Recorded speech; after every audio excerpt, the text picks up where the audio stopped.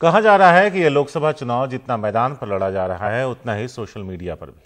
हर दल के उम्मीदवार और समर्थक अपने पक्ष में माहौल बनाने के लिए कोई कसर नहीं छोड़ रहे। ऐसे में चुनाव आयोग भी सोशल मीडिया की मॉनिटरिंग करने की बात कह रहा है, लेकिन कितना आसान है चुनाव आयोग के लिए यह काम करना, यही जाना हमारे संवाददाता अधिका रॉय ने साइबर एक्सपर्ट अमित दुबे से बात करके।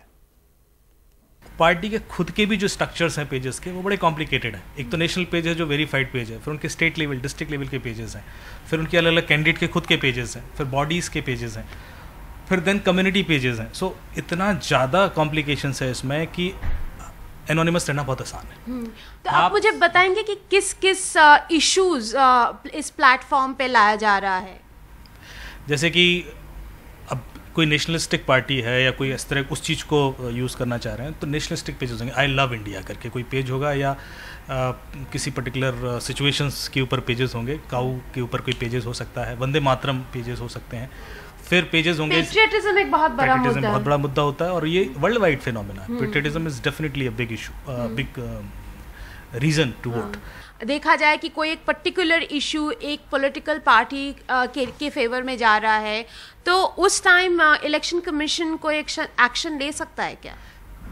एक्चुअली यदि कोई पोस्टर लगाता है और कहता है कि वोट फॉर दिस कैंडिडेट, विच जो समझ में आता है, और उसके लिए इलेक्शन कमीशन उस पर एक्शन ले सकता है। पर यदि मैं कुछ ऐसी बात कर रहा हूँ जो आज के मुद्दों को लेकर है, या कोई इवेंट हुआ है उसके लेकर है, सर्जिकल स्ट्राइक हुई है, या कोई सैटेलाइट वाला अभी जो इवेंट हुआ है उस पर कोई डिस्कशन कर रहा हूँ और उसको इंडोर्स कर रहा हूँ, बार बार इंडोर्स कर रहा हूँ, उसको लेकर ईसी आपको रोक नहीं सकता। तो एक्शन जो ले सकते हैं सिर्फ हेट्रेड पे ही ले सकते हैं और किसी पे नहीं ले सकते।